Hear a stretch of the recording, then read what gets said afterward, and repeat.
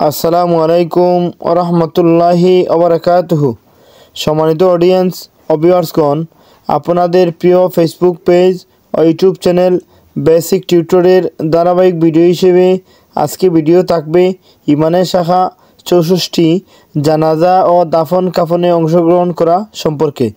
শুরু করছি। ইমানের শাখা 64 জানাজা ও দাফন কাফনে অংশগ্রহণ করা।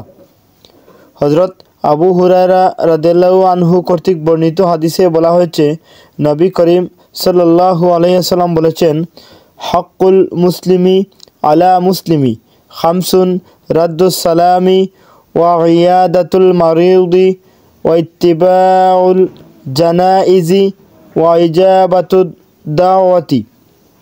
এক মুসলিমের ওপর আরেক মুসলিমের 5টি হক: সালামের জবাব দেওয়া, রোগী দেখতে যাওয়া, জানাজার সাথে চলা এবং দাওয়াত কবুল করা।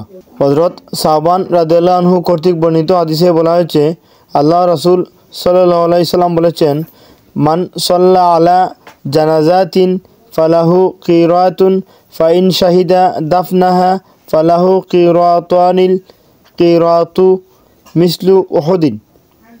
যে ব্যক্তি জানাজার নামাজে অংশগ্রহণ করবে তার জন্য 1 কিরাত, আর যে দাফনে শরীক হবে তার জন্য 2 কিরাত।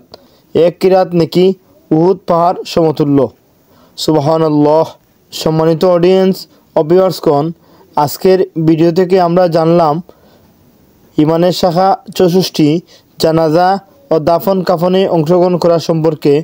আমরা আমাদের ব্যক্তি জীবনে আজকের হাদিসে যা জানলাম আমরা মেনে চলব। সামাজিক জীবনে, আন্তর্জাতিক জীবনে, সারা বিশ্বে আমরা যে যেটা রয়েছি আমরা সেই নিয়মগুলো মানিয়ে চলব। আল্লাহ রাব্বুল আলামিন আমাদেরকে তৌফিক দান করবেন। নিয়তেই হচ্ছে বরকত। আমরা নিয়ত করব যে আমরা কোনো ভাইয়ের জানাজা শুনলে, কোনো মুসলিম নরনারীর জানাজা শুনলে আমরা অংশগ্রহণ করব, সালাম দিলে জবাব দেব, কেউ রোগী হলে তাকে দেখতে যাব। আর জানাজায় শরীক হয়ে আমরা শুধু জানাজায় শরীক হব না, দাফনও শরীক হব। আল্লাহ রাব্বুল আলামিন আমাদেরকে জানাজা পরবর্তী দাফনেও অংশগ্রহণ করার তৌফিক দান করুন। আমিন ইয়া রাব্বাল আলামিন। আসসালামু আলাইকুম ওয়া রাহমাতুল্লাহি ওয়া বারাকাতুহু।